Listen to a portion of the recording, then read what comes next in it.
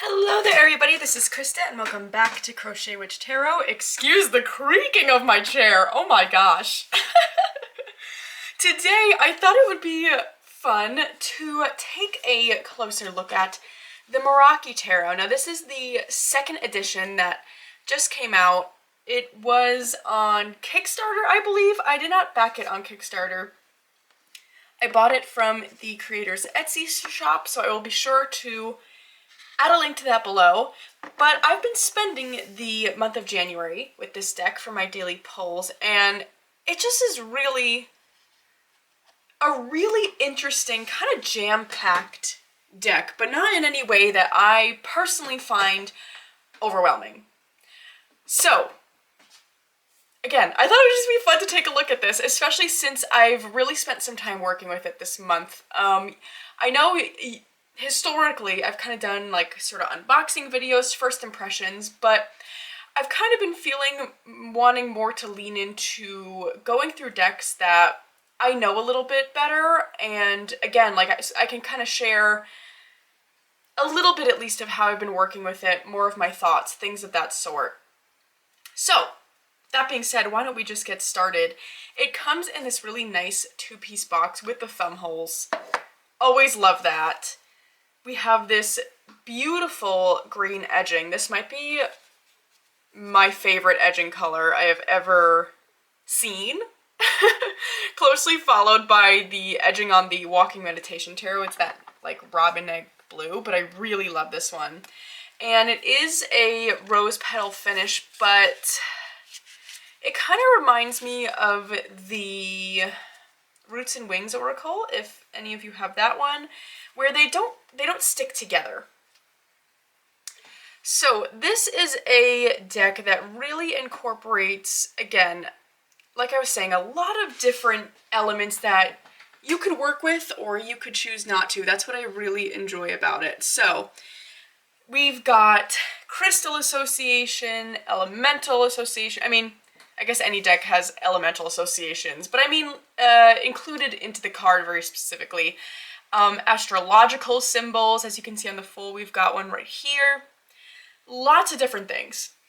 Now, there is an option with this deck to get a full workbook that I do not have. So, as we're going through these cards, and I'm talking about my use of the deck, just something to keep in mind that I do not have the full workbook.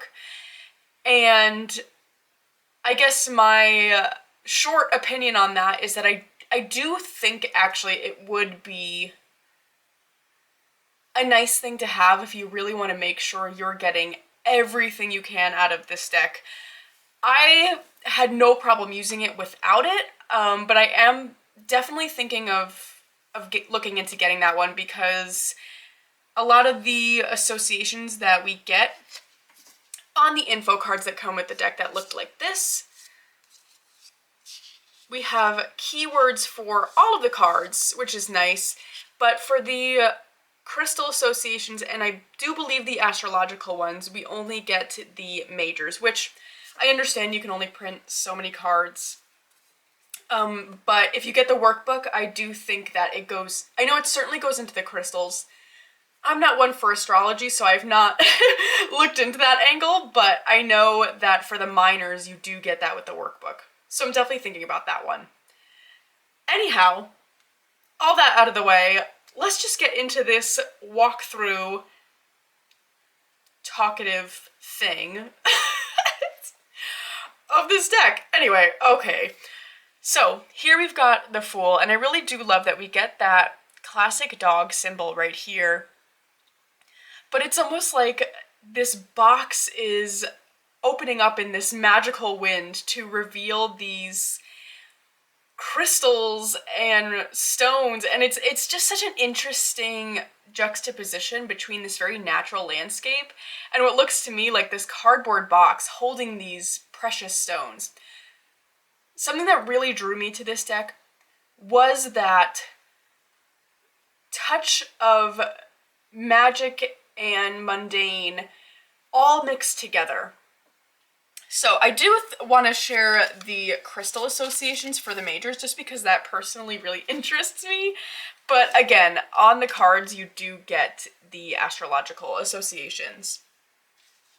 So for the Fool, we've got green tourmaline? I'm hoping I'm saying that right, which is about wonder, joy, patience, and connection. Really, really cool.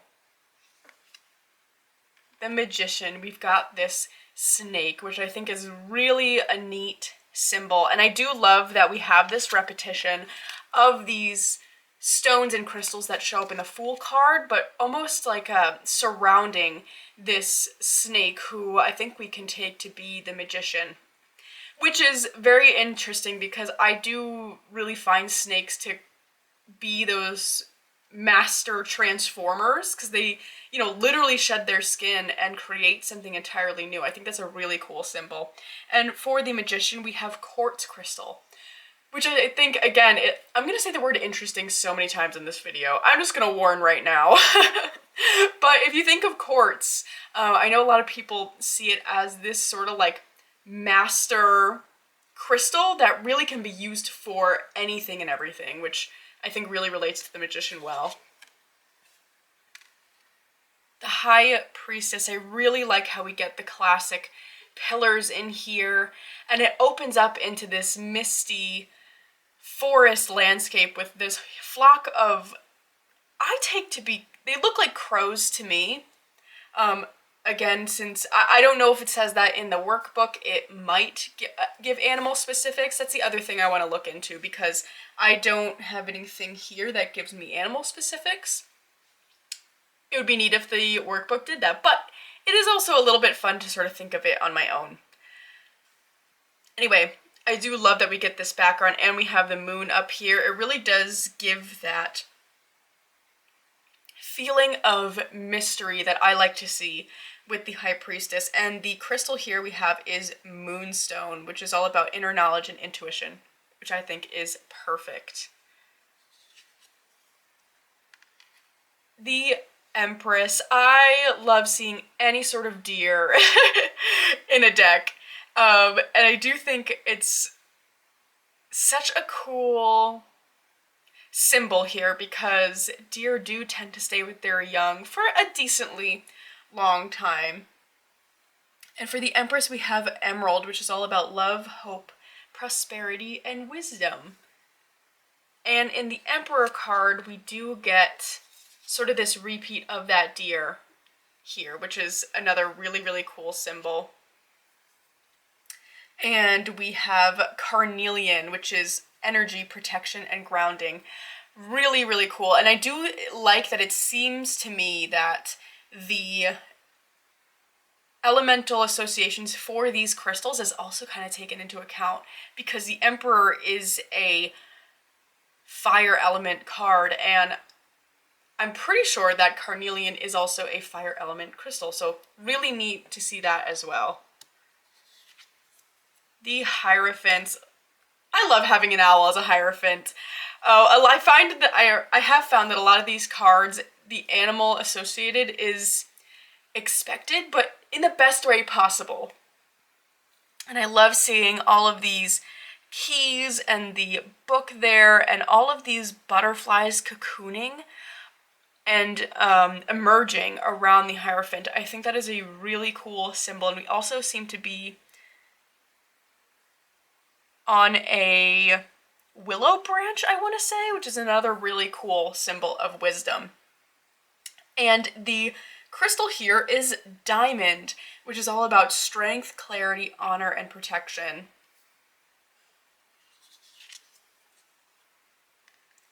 The Lovers. I really think this is such a cool symbol for that lover's energy. We have a butterfly here on this apple tree. I take it as sort of feeding from these apples. Oh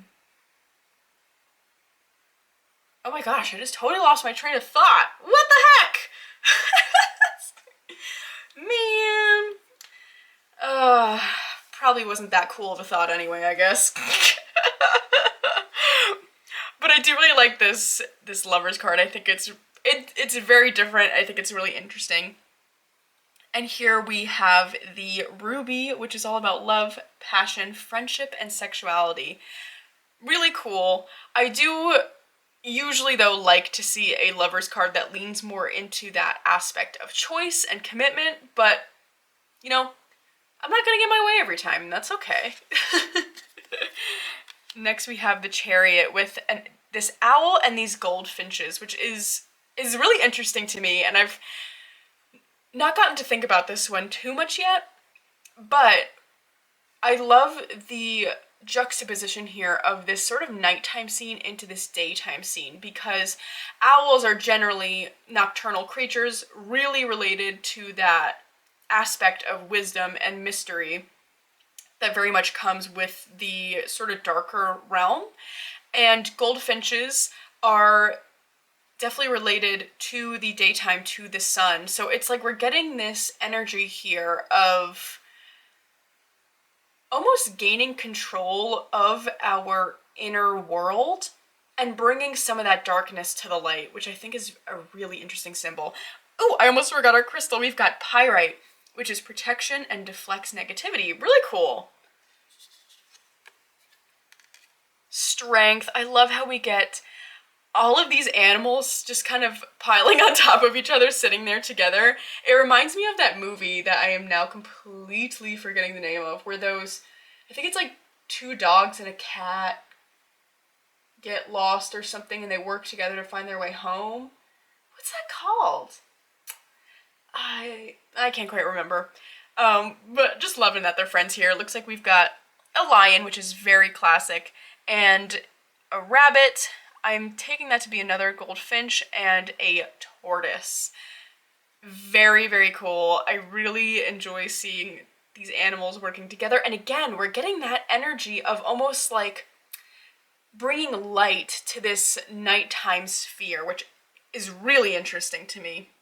And for strength, we've got Tiger's Eye, which is power, courage, balance, and creation. The Hermit, again, the owl is such a perfect symbol. I love the owls we're getting in this deck. I just think, I mean, I'm an owl lover, so of course I'm gonna love them. And for this card, we've got Peridot, which is comforting, purity, and spiritual clarity. Really perfect for that hermit. And I do love seeing Peridot there. I cannot see Peridot or read the word Peridot without thinking of Steven Universe. But if you know the show and think of the character Peridot, she really is a great example of that hermit energy, I think. The Wheel of Fortune. I mean, very classic. And for this we have Jade, which is about luck, fortune, prosperity, and healing. Justice. I remember when this was on Kickstarter, the reason I did not back it was because I was very unsure about the placement of having like human hands in the deck, I want to say. I feel like that was my drawback, if I'm remembering correctly, but I've come to really, really love it again, because now having this in my hands, I see that it is such a perfect deck for that mundane magic type work. And for Justice, we've got Petrified Wood, which is one of my favorite crystals, which is structure, order, and grounding. Really cool. And I'm really excited for the kind of layer of the crystal associations in this deck, because I feel like it's going to translate really well into how I even just personally use crystals, because now I kind of have these energies of the tarot that I know really well to relate back to crystals, which are something I really like and would love to work more with. I just don't tend to. The Hanged Man, and the bat is such a classic symbol, and I love how the bottom of this here, we've got this starry night sky scene, which really relates well to that bat energy of being very intuitive and things of that sort. And for this, we've got moss agate, which is my #1 favorite stone, and that is about release, growth, and new beginnings. The death card, we've got I want to say that's a Luna moth, which really cool. I love anytime I see a moth as a symbol of death. I just think it's really a perfect symbol of that. And for this, we've got obsidian, which is protecting, grounding, and healing. Very, very cool. I love moths. Temperance. I really love that we get these, oh my gosh, why am I blanking on the name of that flower? Oh, man. I love seeing these flowers here. I think it's really cool. I love how we have this rainbow kind of coming upwards, and instead of seeing that usual water pouring from one cup to another, it's like we've got this colorful rainbow, which I think is a really cool idea. And even down here, the rainbow stops and turns into this shadow, which is interesting to think about. And for this, we've got kunzite, which is peace, tranquility, purity, and love. The devil, we've got a howling, I'm gonna say, I mean, it's either gotta be a wolf or coyote. I'm gonna guess a wolf. And all of these, what I'm gonna again take to be crows here. Oh, maybe not though. Pigeons. Because look at this, I've never noticed that before. At the end of this pitchfork, we've got a pigeon, which is super interesting when you think about any sort of like biblical reference. And I think it goes beyond that. Of course too. I don't know too much about that sort of thing. Just the basics. But I'm pretty sure in some faiths, I know especially Catholicism, I want to say, the white dove is related to their concept of the Holy Spirit. So I think that's an interesting symbol there. But even in general, how I see doves is very much about that kind of like peace, hope, things of that sort. So seeing that at like the end of that pitchfork is really, really interesting. And again, see, this is another, like, I want the workbook because I want to know, one, is that a wolf or a coyote? Makes a difference in my brain for some reason. And like, why is that the devil? I would love to know. The tower, very classic. We've got what seems to be kind of like a lighthouse type structure there. These birds flying around. I like it. I love a good classic tower. And oh, the devil, no, did I say that? The devil was black tourmaline, which is protection, grounding, calming. And the tower is snowflake obsidian. How cool is that? Balance, transformation, support. That's really, really cool. The star, I love the darkness of this, and that we have this deer figure showing up again, because another way that I really like to see deer energy is that kind of peace and tranquility, which I think is perfect for the star card energy. And for that, we've got Moldavite, which is all about clarity, luck, peace, and renewal. The moon. I actually really like that the moon card lightens up here. I think that is sometimes, when you think about the, what's the right word here? Transgression, I think? From the movement from the tower to the sun, if you think of it as something that's linear, then it makes a lot of sense that the star card is a little bit more dark, because this is that moment right after that destruction. So you're kind of finding your way to that light, and we've even got that idea of that guiding star there to bring you to this lightness.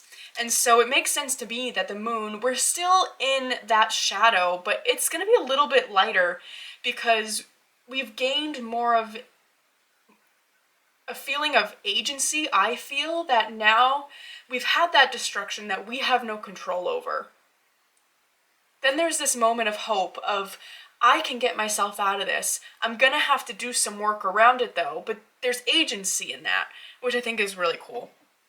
And for the moon, we've got Moonstone and Insight, Intuition, Guidance. Is that a repeat from the High Priestess? It is.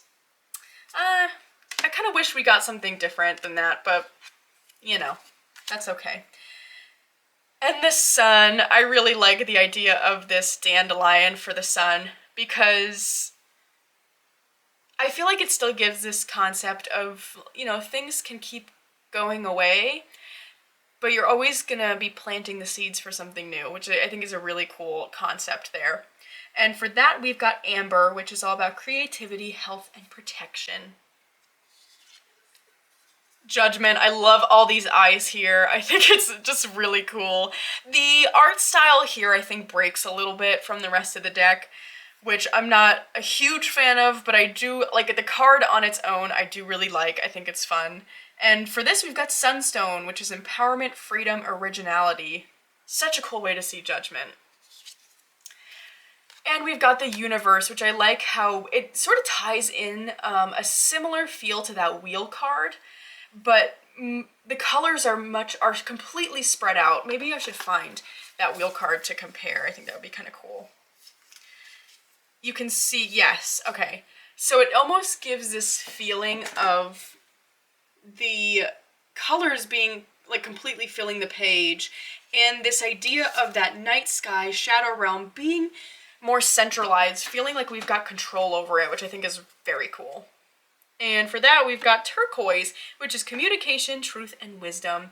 And we do have an extra major arcana card in this deck, which is the Meraki, which I just learned that that's a term. I thought, I don't really know where I thought the name Meraki Tarot came from. I didn't look into it. But I was at my local metaphysical shop last week, and I saw the word Meraki there, and I was like, oh, that's like a concept probably. I should look into that, which I haven't, naturally. Didn't think to do that. And so all I've got for you is that the association is Rose Quartz, so pure love, creativity, compassion, which I'm sure relates. I will soon find out. We're gonna leave this out so that I remember. I do want to do that. All right, so we're moving on to our cups, which we should move through using a little... did I just say a real sentence there? Slow down, Krista. Get a hold of yourself. Oh my gosh. We should go through this a little bit faster since I don't have the workbook, so I've got no associations for you other than what's in my own little head. Anyway, Ace of Cups. Love that we've got this white dove here bringing a branch over to that cup. It really gives that idea of renewal and hope, which I think is very cool. And this fish, which to me, I don't know, it feels like I don't know if I know the type of fish, but I like him.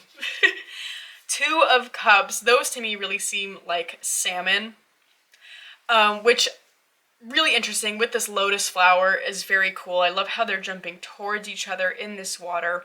And something really cool about salmon is that they are actually used a lot of the times. They're introduced into waterways that have become really unbalanced, and salmon are just really great for a lot of different watery ecosystems and they just kind of inherently bring a lot of balance back to some unbalanced ecosystems, which is really cool. So I do think that that can add a layer to the Two of Cups of that idea of like this commitment, which I think is really cool. Three of Cups, we've got robins. I love it. Wait, okay, hold on. Wait, there's more than that. We've got robins and a whale. What does it mean? Oh, I gotta think about that. I've always noticed the robins. For some reason, how did I not notice the whale? Either way, both are animals that are very community oriented. So a lot of times when you see robins, you'll see a lot of robins together. They mate for life, I want to say. Don't quote me on that. But even beyond that, you will see, like, if you see one robin pair, likely there's going to be another very close by. And whales are very community oriented. They stay in, oh, what's the, pods? Aren't they called pods? I think they're called pods. This is exciting. Can you tell I'm excited? 4 of Cups. Looks to me like we've got some hummingbirds here. And they're in this very sparse bush type structure. So it's almost like they're looking, this one here, this purple one here is looking for some nectar, not finding it. Up here, they found the 1 cup and they're not even noticing these 3 flowers falling from that bush. 5 of Cups with the turtle.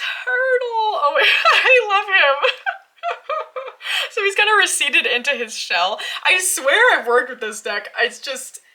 It's been, I mean, about a month since I've really gone through the deck, and when we get to the cards, I'll point out, like, I get a lot of repeat cards from this deck, so there's some that I've just not seen in a few weeks. Anyway, 5 of Cups. I love this turtle. He's looking cranky as ever. Let me bring him closer. If it'll work. You can do it, camera. I believe in you. Gotta do this trick. Oh, come on. You got it. Gotta go influencer. Gotta get my hand back there. There we go! Look how cranky he looks. I love it. 6 of Cups with all these butterflies and the dolphins. The dolphins are such a fantastic symbol there. They've got such a natural, joyful energy to them. And even when you see them, you know, I'm sure a lot of us have seen clips or even in person, like dolphin shows, things of that sort for captured dolphins, really. But even when you see them out in the wild, a lot of times you'll see them playing and jumping, and they just are a great symbol for that idea of the 6 of Cups, of really going back to that childlike energy. But the way I really like to see it is not even, it doesn't always have to be childhood nostalgia, more that unbridled ability to do what brings you joy. I think they're a perfect symbol for that. Really, really cool. And again, we get a lot of these lotus flowers, which is super interesting. 7 of Cups, very classic. We've got 7 cups here, and there's all different choices. Really cool. I don't have any other thoughts. 8 of Cups, which is usually that kind of moving away from something type energy. But here, I'm not quite sure what kind of bird that is. I'll have to look into that. I should get the workbook, shouldn't I? Okay, twist my arm. Anyway. I like how we have this moon here with this fogginess around it, and to me it looks like the energy from these cups are pushing upward and kind of sending this mist away, which is a really cool way to see that, because usually we have this figure walking away from these cups. And I think there is definitely something to be said for needing to walk away from certain emotional situations or emotions in general, but I do love this idea of more leaning into those emotions to clear something away. Instead of walking away from them, we're leaning into the emotion instead to push something almost like external that's no longer serving us out. Very cool. Do you like how I said we were gonna go faster? Ha! Anyway, clownfish! Oh my gosh! Right? Or are those koi? No, they're definitely koi. That's okay. I love koi too. Very cool symbol of the 9 of Cups. What does the regular 9 of Cups look like? Hold on. Come on, brain. Conjure the image. You got it. You can do it. What in the world? What does it look like? Oh, man. I think I've got the 9 of Pentacles in my head. 9 of Cups. 9 of Cups. Oh, it's that dude drinking wine, isn't it? Yeah, okay. I'm thinking of that garden image. That's the Nine of Pentacles, though. Anyway, okay. That doesn't really help out what my brain was doing. Koi fish. Cool symbol, the Nine of Cups. It's kind of, to me, koi fish, again, really bring up that idea of serenity, but like a perfectly balanced type of peace and serenity, which I think is perfect for the Nine of Cups, because it really is that idea of just enough. And the Ten of Cups. We've got all these different birds and the koi fish again. Interesting though, huh? Because we have this feeling of abundance. There is that rainbow. And these fish are right at the surface, and it seems to me like they feel perfectly safe, and I think they are. These all look like songbirds to me, but immediately I had to wonder, like, are any of these fish, I mean, any of these birds just gonna bloop, snatch? Probably not. Probably not the idea whatsoever. Anyway, Page of Cups, to me seems like koi fish again, question mark, some type of fish. But I love how coming out of the cup we have this kind of school of fish. I think that's interesting, because it's kind of this idea of like this emotional openness, but like being open to learning from others, which I think is really portrayed well by that concept of like schooling fish. Knight of Cups. So I have thoughts here. There's a crab in his cup. I like that. There's my thought. The Queen. That looks like probably is a koi fish. Like a koi fish catfish. It's not a catfish, is it? Catfish are not that pretty. It's a koi fish. Like the lotus again. Cool. And the King. I would really like to see what the workbook has to say about these, because I feel like symbology-wise, you know, meh, with the quartz. But I could be wrong! Okay, Ace of Wands. Very classic. That's all I have to say.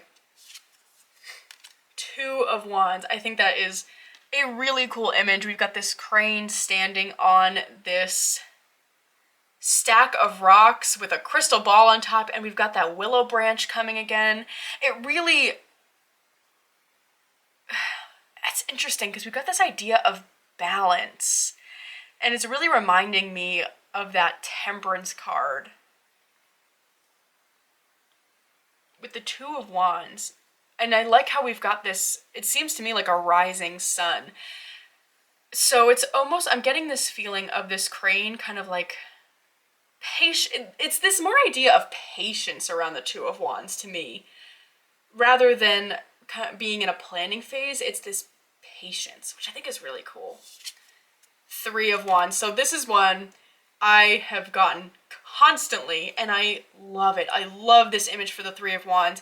You get this feeling that you're standing in this shrouded forest looking up, and there's this like random hole through the tops of the trees where you can see the sky, and we've got this hawk flying upwards carrying a willow branch again, which is really cool. I'm taking it to be a hawk anyway.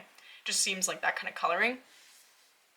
But I love that idea of the Three of Wands, because I really like seeing more action in my Three of Wands rather than that sort of looking off at a ship coming in.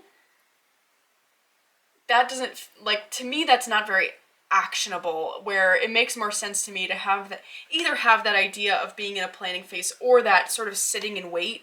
And now with that Three of Wands, we can get started. Cool, cool, cool. Four of Wands. We've got some bees and butterflies and dragonflies. I do love that. It feels celebratory. Not sure about dragonflies specifically, but like certainly butterflies and bees. We've got these insects that are really capable of building this safeguarding type home for themselves, with bees being able to build these hives and butterflies having built cocoons as caterpillars, which I think is a really interesting layer to that as well. Five of Wands, we've got foxes. I love seeing foxes in a wand suit. And I like seeing in the Five of Wands this more kind of playfulness to it. Because I think the card can lean either way, where it is this like true competitive, like fighting almost, or a more playful competitiveness. But I like seeing the more playful side because for me, I can read it either way. Six of Wands, we've got this really colorful songbird. I'm not sure if that has a specific type. Up here looks like a barn swallow though, which is fun. I think these are, no, maybe it's not. They look like barn swallows to you, I'm not sure. Very celebratory looking though. Seven of Wands with a beaver. That is pretty cool. And to me, this is feeling like, because we see this beaver with these floating sticks. I'm almost wondering if it's like we've caught this moment of after a beaver's dam has been broken.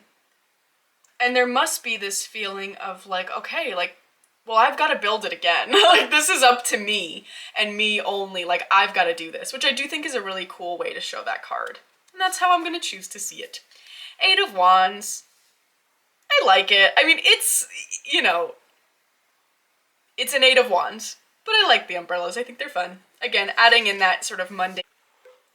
Okay, and here we've got the Nine of Wands. Very interesting. There does feel like this interesting sense of responsibility that this bear has, because this to me feels like a proper tree, but over here it's like these sticks have been added to close it up, but they don't seem very sturdy. To me, it's kind of like this bear is responsible for keeping an eye on this structure, making sure it stays together, which it's very interesting. And the Ten of Wands.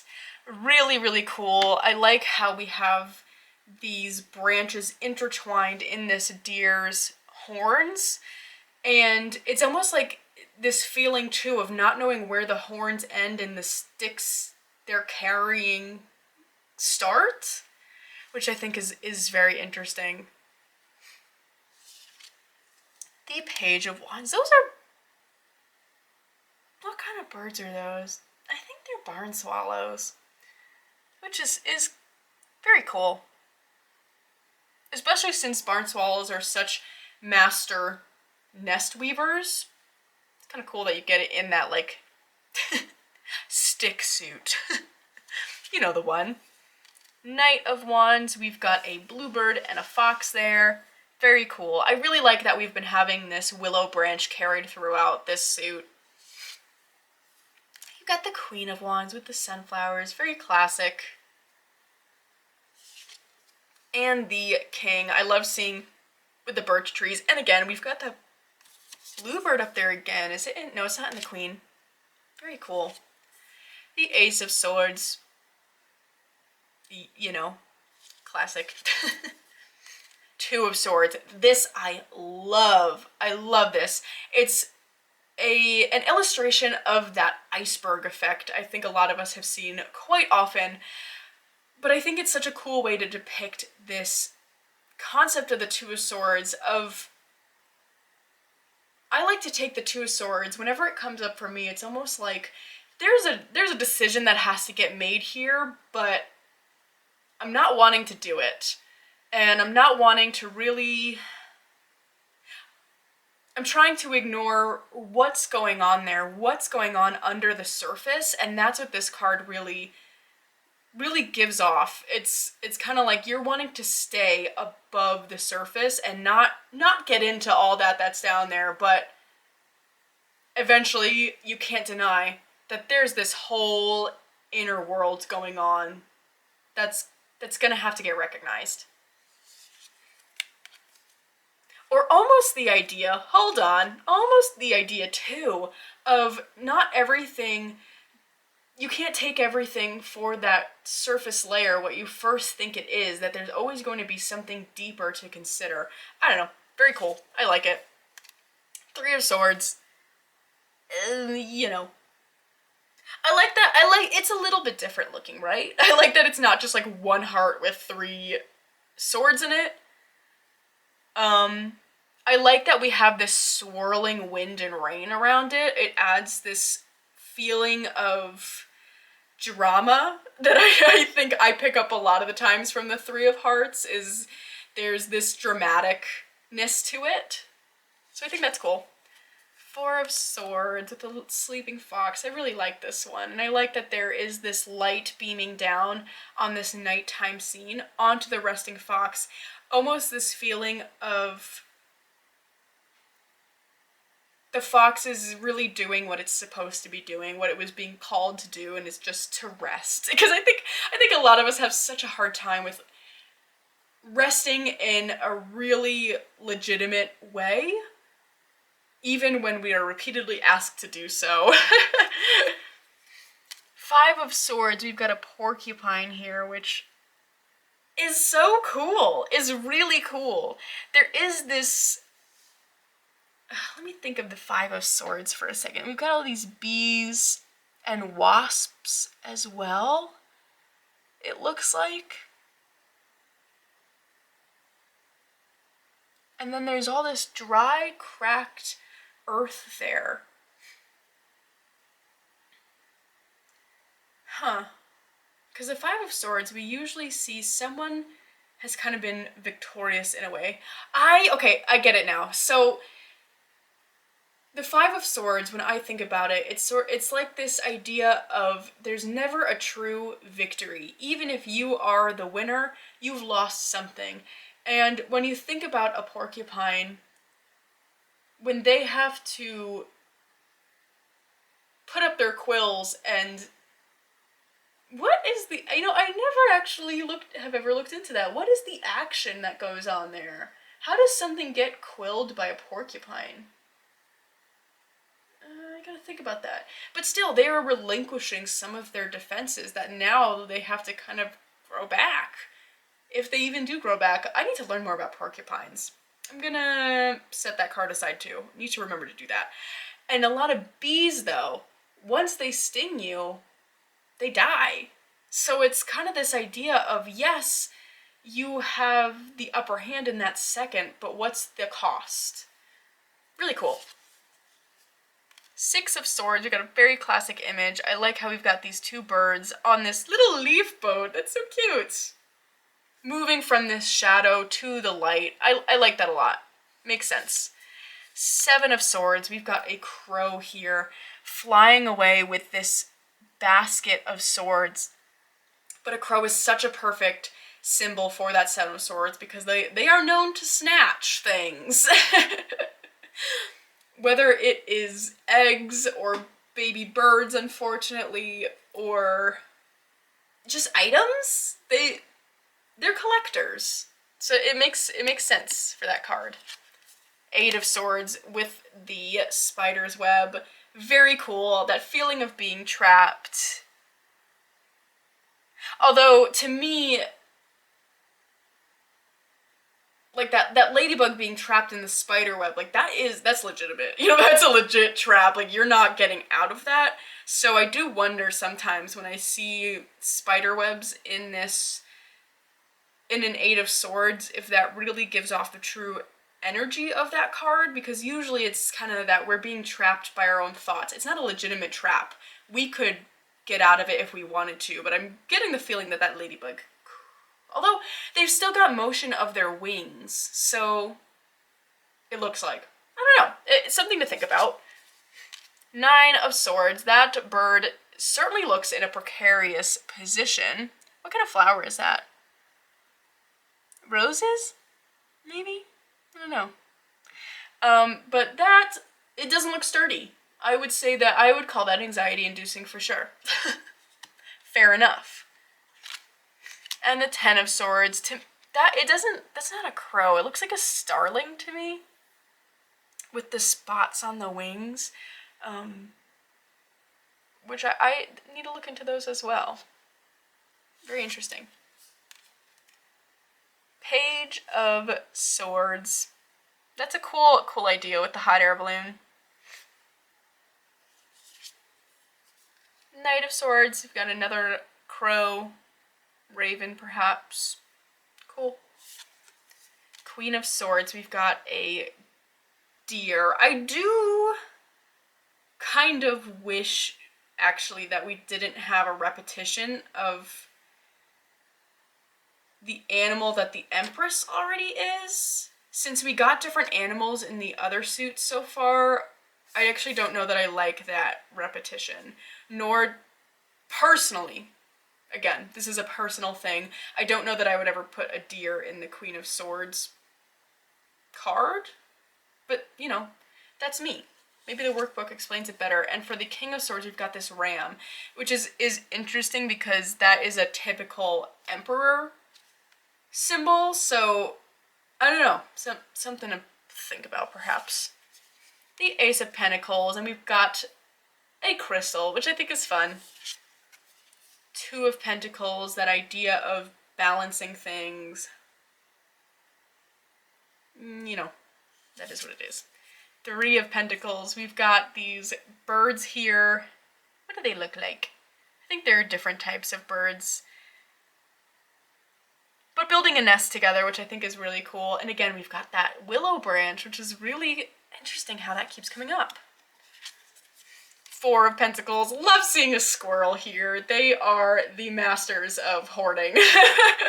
They hoard away so much food. And I actually did learn, because I've read that they forget a lot of the times where they bury things, but I'm not sure exactly how true that is, because I also read somewhere that they have a way to like expand their memories almost, so that they do remember a lot of the places. Maybe it's just that they don't remember all of it, which I would imagine is hard. You know, I wouldn't be able to do it either. I get it.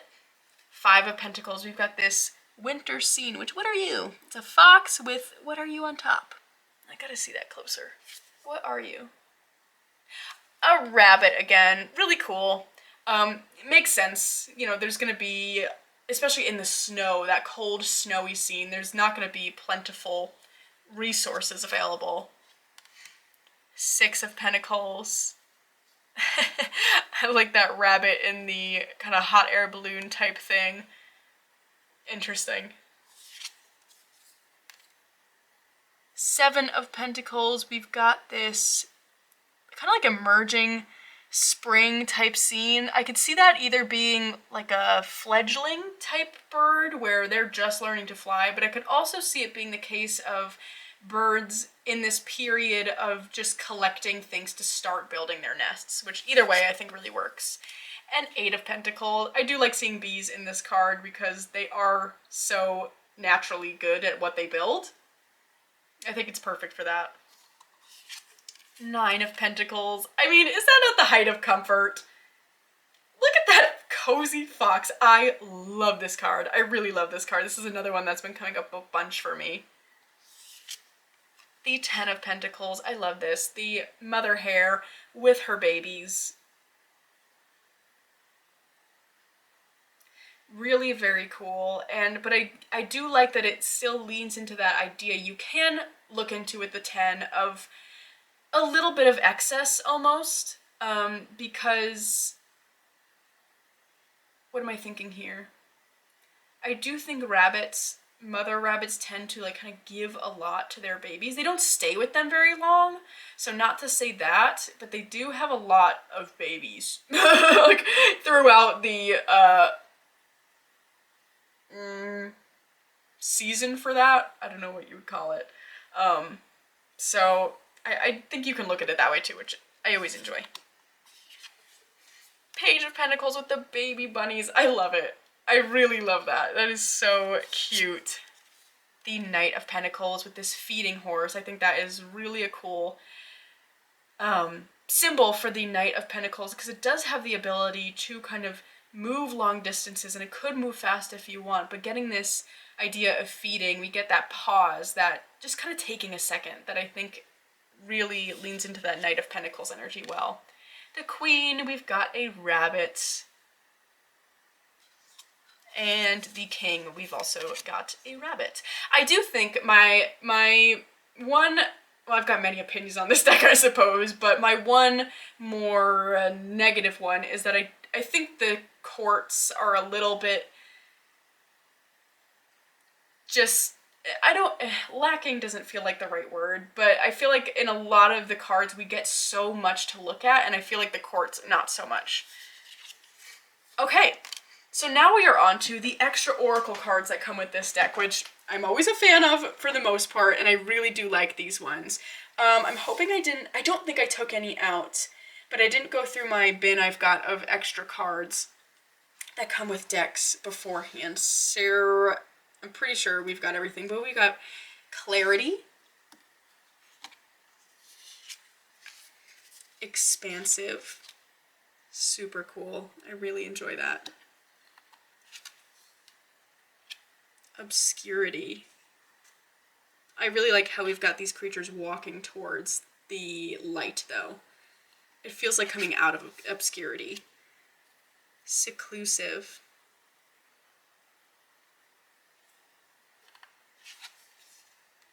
Apathy.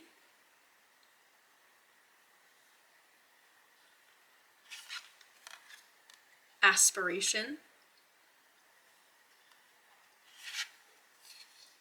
And we've got a yes card and a no card, which those kinds of cards I don't always leave in, but I don't know. I love the artwork so much that for now we're leaving them in. They've not come up in a reading yet, so we'll have to see how that goes. But other than that, I think that is all I have to share today. I've really enjoyed my time with this deck this month. I know it's going to be back out. I think it's going to be really fun in the spring and summer as well. I am considering the workbook. If you have this deck and have the workbook, definitely let me know what you think of it, if you think it's kind of worth getting that add-on. But I hope you're all having a great start to the week, and I will see you again very soon.